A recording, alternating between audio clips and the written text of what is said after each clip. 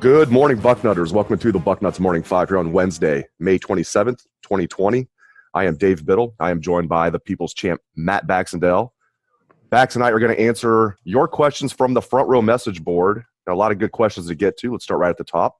First question comes from Peebles Buck. Bax's question is, with such a high-profile recruit like Corey Foreman and being in a position that Ohio State is in with the best defensive line coach in the country, once Corey Foreman decommitted from Clemson, how much did Ohio State communicate with him to see if there was any interest? Did Ohio State even try to kick the tires on him?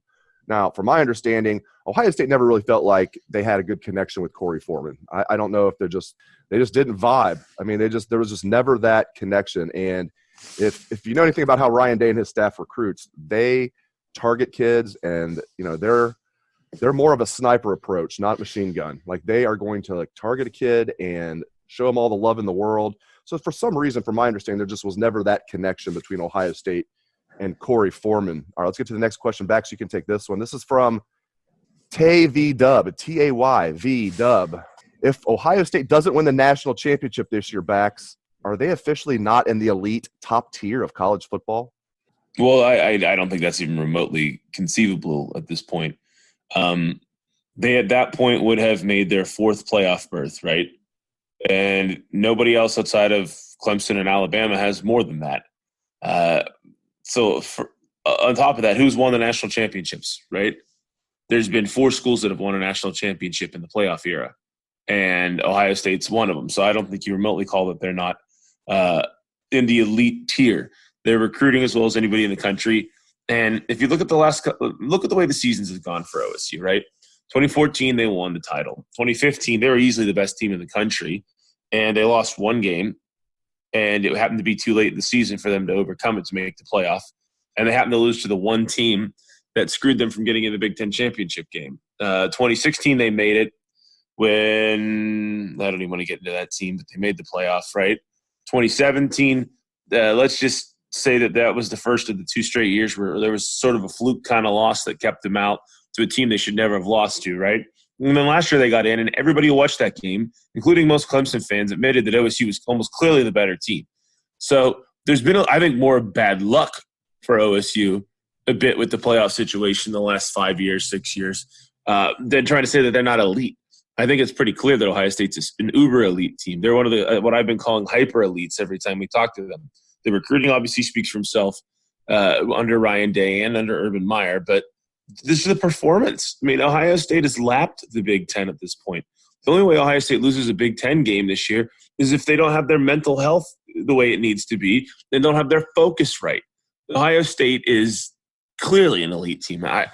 While it would certainly be crushing to lose again, especially in Alabama or Clemson, the truth is, if they end up losing another game like they did last playoff, there's a certain point in time where you recognize that some things just haven't gone your way. The basics are absolutely there. OSU is not, without a question, in my mind. They are an elite team. They are a hyper-elite team. They're at the top of the totem pole. And frankly, they could easily go out and win another national championship. Next question comes from Chip Munn. Chip Munn asks, Pro Football Focus has Trey Sermon ranked as the number 3 running back in the 2021 NFL Draft. How do you rank Sermon both at Ohio State and around the country? In addition, if Sermon is completely recovered from his knee injury and every other Ohio State running back is healthy, what will be the Buckeyes' depth chart at running back? Let's go with his first question first. When I look at how Trey Sermon ranks around the country, I would say he is like top 10, not top 5 in the country, in my opinion. I guess I disagree with PFF there. Now, to be clear, I have not sat there and analyzed every running back in the country, so I would need to take a closer look at that. But off the top of my head, I expect Trey Sermon to be like a top 10 running back in the country this fall, because we'll get to the next question in a moment. I think there's going to be some sharing of the load. So I have him maybe top 10, not top 5, but knocking on the door to be a top 5 running back in the country. What do you think, Bax? Yeah, I think he's a top 10 running back in America right now. He left a place in Oklahoma that had a couple other guys who took over for him after injury. But genuinely, you look at it right now, there's not a lot of guys who have the same resume that Trey Sermon does. I mean, he's scored in the playoff. He's multiple. His career, he has over 2,000 rushing yards. He has 20-something touchdowns. This isn't like this is some guy who couldn't get on the field, right? This is a big-time running back. Now, I wouldn't put him as necessarily the number one running back in America, but I do think he could end up being a very, very good player from the get-go for Ohio State. I would tell you, first of all, he's still got Travis Etienne back in college next year, which is kind of crazy to think about because it seems like he's been here forever. So he probably comes into the year with at least the status as the number one guy, right? But after that, I think it's a little bit fluid. And there's some good running backs out there, no question about it. But Trey Sermon, especially since he's healthy coming into things, I think he's easily a top 10 tailback in America. Now, talking about at Ohio State, what's their running back rotation and depth chart was the other half of that, right? And honestly, I see Sermon doing the majority of the carries. I think Master Teague's going to get the ball a lot if he's healthy, but I think Sermon gets the majority of the carries. He's healthy. He's proven. And I think Teague's shown that he can shine in a secondary role. And with him not being fully healthy, I don't think he's necessarily going to be a lock to be able to compete with a fully healthy Trey Sermon who's here for 1 year. So I think those are your top two guys in the running back room. I think if Marcus Crowley's healthy, he could certainly fit into that picture. But I think it's going to be Sermon and Teague who have the vast majority of the carries. Yeah, my depth chart would look like this. Trey Sermon, of course, is the starter. And then, again, with Chip's question, the assumption, which is a big assumption, that all running backs are going to be healthy. Yeah, I'll go Sermon, Teague, Crowley, Steele Chambers. And I think all 4 of them are going to play. Steele Chambers is not somebody I'm overlooking at all. And he's the only guy that's not coming off, a serious injury or a relatively serious injury. And then Mayan Williams being the true freshman. My guess is if the running backs stay healthy, what they'll do with Mayan Williams is the same thing they did with Steele Chambers last year, is get him in 3 or 4 games, keep that red shirt, and but at least let him see the field a little bit. But don't count out Steele Chambers. But, yeah, I think it's going to go Sermon, Teague, Crowley, Chambers. Our next question is also from Chip. Chip Munn asks, Bax, if Ryan Day decides to leave Ohio State for an NFL head coaching job, who would be his likely replacement? How would you rank Luke Fickle, Kerry Combs, Brian Hartline, Matt Campbell, and PJ Fleck as possible replacements, and why? I love this question. Go Bax. Well, Ryan Day's not leaving for a little while anyways. Let's be clear here. I don't think there's any scenario where Ryan Day up and leaves for the NFL like next year. Right. I just don't see that happening. I agree. So if that happens, it's 3, 4, 5 years down the road and we have a couple of national championships under Ryan's belt. And then he goes, I want to be like Pete Carroll and win an Natty and a Super Bowl. If it does happen, first of all, I don't think Kerry Combs is an option right now. Brian Hartline's certainly an excellent recruiter, and his guy's technique at wide receiver is excellent. But I don't know anything about if anybody really has a clue whether Brian Hartline's going to translate to being an offensive coordinator or a head coach, right? We can guess, but it's still too early for him. I think Luke Fickle would get probably the heaviest consideration because of the success he's had at Cincinnati. He's come a long way from 2011, where Luke Fickle was the guy that, he had a rough year. I think he got an unfair shake in terms of head coaching perception because of the way 2011 went. People think you're at Ohio State, you roll your helmets on the field, and you should win 10 games. Not knowing that, of course, Luke Fickle did not have a starting quarterback, did not have his best wide receiver, didn't have a starting running back, didn't have a starting left tackle for a good portion of the season. He had to have a freshman quarterback or Joe Balzerman for the whole year, and that's just not the way you win football games. So I think if Luke keeps winning 10 games down at Cincinnati and keeps rebuffing everybody who's coming after him, he could easily end up being the guy. As for Campbell and Fleck, I think Campbell has a better shot than Fleck because of his Ohio ties. I think there's too many good options for Ohio State to go after PJ Fleck. I think he's a little bit too much outside of the established culture at Ohio State and the established traditions at Ohio State. I think that a school, if there's a blue blood that's going to hire a PJ Fleck type, it's going to be a desperate blue blood that understands that their special traditions aren't getting the job done. And, of course, I'm talking about a school that's about 3 hours north of Ohio State that might be looking really hard at P.J. Fleck in the not-so-distant future. I think Matt Campbell would certainly get a stronger look than P.J. Fleck. So, end of the day, I think the number one guy who gets a look is Luke Fickle, though. And then after that, it'd probably be Campbell if he's still available. But Campbell, one of these years, he's going to leave Iowa State for a better job. He can't stay there forever. And the fact is that Iowa State's the place where it's amazing where you win even half your games, and Campbell's had them in contention for the Big 12. So somebody's going to be smart and snap him up. So I think Fickle is the guy today. But, we're talking 5 years from now, and who knows? 5 years from now, Brian Hartline might be the clear choice. We don't know. So I will say this. I don't think Kerry Combs will be the choice at any point. I think Kerry's already getting a little up there in age to the point where if in 5 years from now we're looking for a head coach, they may be wondering how much longer it is till Coach Combs retires at that point. Is he going to stick around? Like, is Kerry Combs going to be coaching college football in 10 years? Or is he going to be a really excited retired guy giving speeches before the Michigan game, right? So I don't think Combs would get it for that reason alone. But, yeah, as of today, I think Luke Fickle would have to be at the top of the list. You're probably right. I'm still not completely sold on Luke Fickle. I root like crazy for him. I've become a Cincinnati Bearcats football fan, other than when they're playing Ohio State, which happened this past season. And I love what he's doing down there. But he's not playing in a Power 5 conference. When he seems like when he gets big games, and I'm not talking about playing UCLA when they're not really UCLA.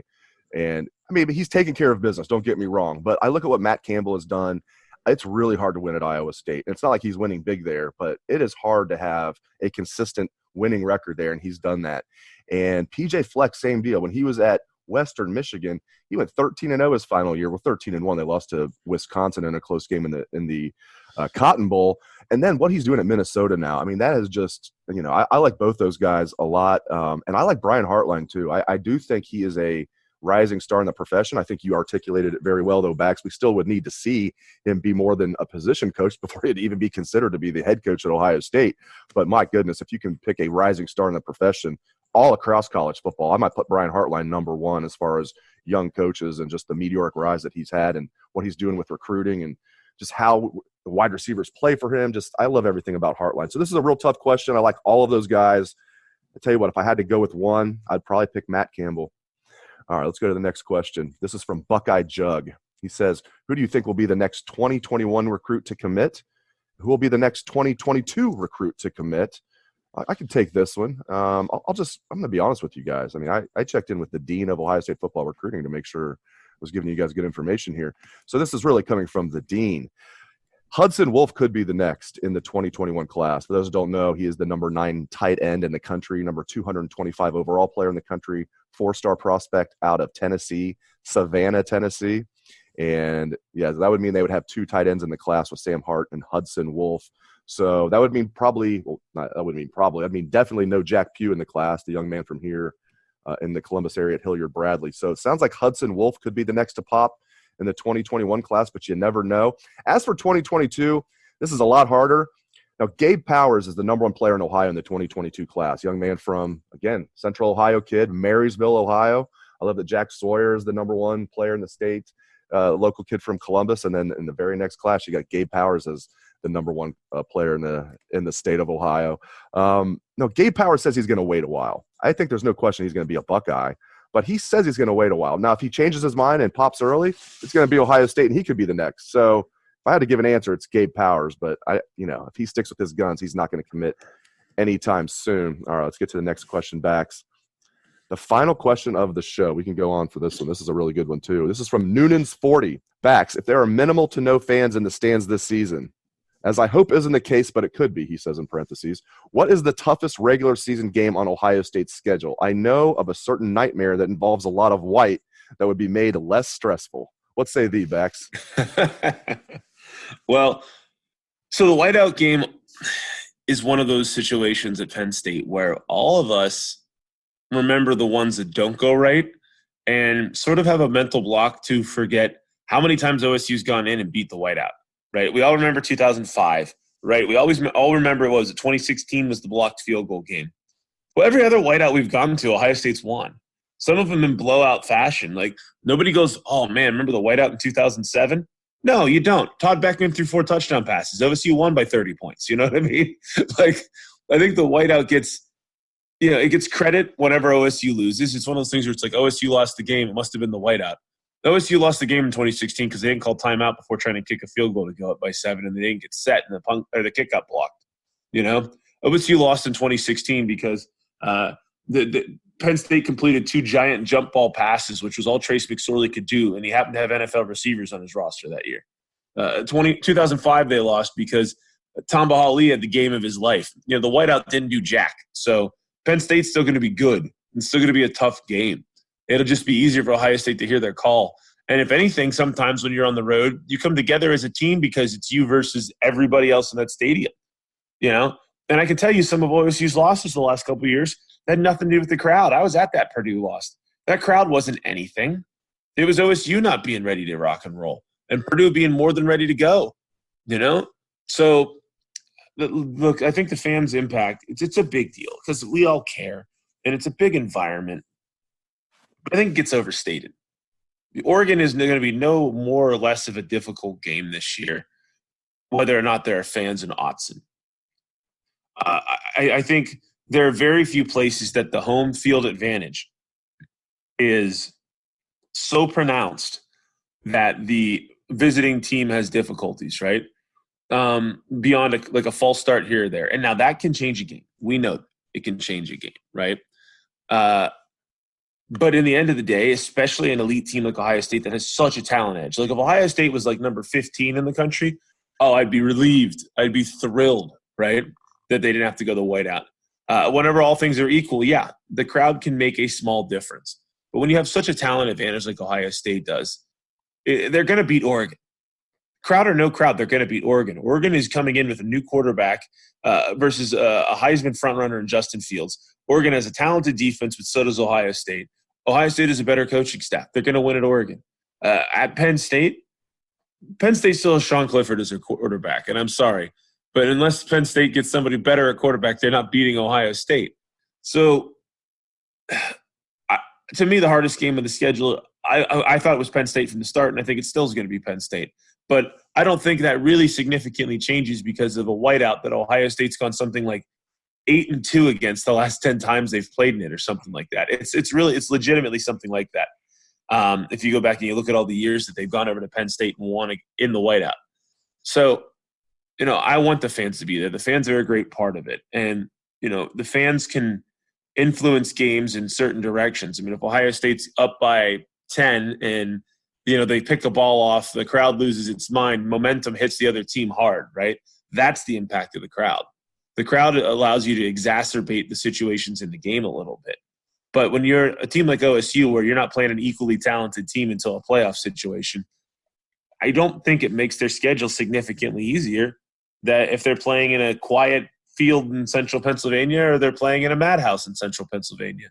Bottom line is Ohio State's still a heavy favorite to win that game, probably by a touchdown. So, I'll go with Penn State, but that answer really isn't altered in my mind because of the crowd situation. I mean, am I out of my mind here, Dave? No, I do think Penn State is the better team compared to Oregon. I don't think there's a huge gap, but I look, Oregon's losing a ton of guys. I mean, they've lost a ton of guys. So I would need to see who they're going to – I mean, they're losing 4 starting offensive linemen, 2 of which were draft picks. They do have a really good offensive lineman. Their one returning starter is going to be probably a first-round pick and an early first-round pick in the 2021 draft. But they lost Justin Herbert, of course, and they've lost a bunch of guys. So I think it's going to be Penn State. I love that you brought up the 07 game backs because it reminds me of one of the funniest quotes ever. People that think Jim Tressel wasn't funny, you didn't know Jim Tressel very well. He was very witty, and if you're a diehard Buckeye fan, I'm sure you know that. But if you didn't know Jim Tressel, you thought Jim Tressel was just this robot, the senator nickname and all that. Trust me, he was very funny. And here's a great example. In 07, after the Penn State game, they asked him about the whiteout conditions, and he goes, "Oh, I thought they were wearing white for us. Like we were wearing white. I thought the whiteout was for us." Penn State reporters were like, "What? How could he say that?" It's like, because he's joking, he's trolling you. I know you weren't expecting that to happen from Tressel, but he will troll you a little bit. It's like after the first Michigan game, a reporter at the 2001 Michigan game, Tressel's debut, and he made good on the 310-day speech. He's sitting there I wasn't covering that game. I just remember watching the press conference, and a reporter from Michigan asked him, "Well, you're certainly sitting here basking in the glow," and Tressel looks up at him and goes, "Well, I don't know if I'm basking." And just little stuff to me, that's just funny. Like, to me, just I don't know if I'm basking. He just goes right back at him. It's just little stuff like that is so funny from Tressel. But yeah, I think it's going to be Penn State.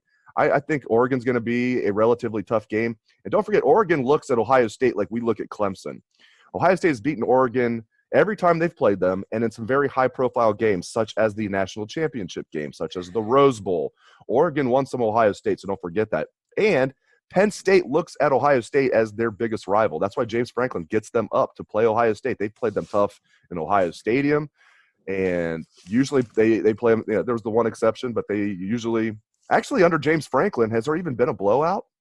I don't think so. I think every game has been close, and he's won one, right? Yeah, he won in 2016, right? But since then, Ohio State's biggest margin of victory, I want to say, is 11 points. No, he was the coach in 2015, wasn't he? Because blew them out in the horseshoe. Remember the blackout game? Oh, that's right. Yeah, you're right. Blew that one out.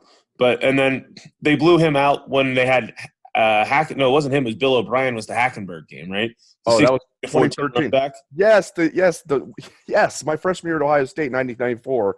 I sat there in the dorm watching the 63-14 loss against Penn State, and there were Ohio State football players watching it with us, like Jerry Radzinski, because they were redshirting that year, and they live in the dorms, and they don't travel if they're redshirting. So we're sitting there, and these guys that I got to know pretty well, like, are just sitting there stunned. I'm stunned, 63-14. I'm like, well, God, we'll never see that again. So that 2013 game against Bill O'Brien, to make it 63-14, that was sweet revenge, even many years later. But yeah, you're right. The 2015 game, I think that started out kind of close. I think Von Bell ended up having a pick six, and then the Buckeyes ran away with it. But usually James Franklin gets his guys up for that game, and they view Ohio State as their biggest rival, and Ohio State doesn't view Penn State as its biggest rival, of course. So no, they don't. The mental side of sports is huge. So I'm going to go with Penn State, but that's a good question. You know, Dave, that thing with the whole rivalry with Penn State. And by the way, folks, Ohio State is 6-2 in their last 8 games at Penn State. Going back to the 2003 game that Ohio State won at the last second when Penn State missed like a 55-yard field goal short. I still vividly remember that game too. But the Penn State rivalry thing is one of the weirdest situations in sports to me. I remember before I got into Ohio State, the summer before I got to go out to Ohio State, I went to a party at my high school. And a girl who was a year older than me was there, and she came back from Penn State, and we were talking, and she's like, "So are you going to school next year?" And I said, "Ohio State." She goes, "Oh, I go to Penn State. You're our biggest rivals." And now I hadn't started at OSU yet. I've told people many times I never grew up in Ohio, right? So I knew the basics. I hadn't really immersed myself yet. The most I've been involved was I got accepted to OSU and decided to go there, and then we beat Michigan for the first time under Tressel the next week. So that's my initiation for Ohio State, right? So I'm still fairly new to the whole thing 20 years ago at the time. And I look at her and I'm really confused. I'm like, Ohio State's rivals Michigan. What are you talking about? And she goes, "No, you're our number one rival. We hate you guys." And I remember thinking that was really weird. that is Penn State in a nutshell, right? Because they absolutely, positively refuse to admit that Pitt is their rival, right? It is like this insult to them, like to say that Pitt is your rival. And they're like, "We don't – no, they're peons compared to us." It's almost like Michigan and Michigan State, except if Michigan State was like in a different conference or something.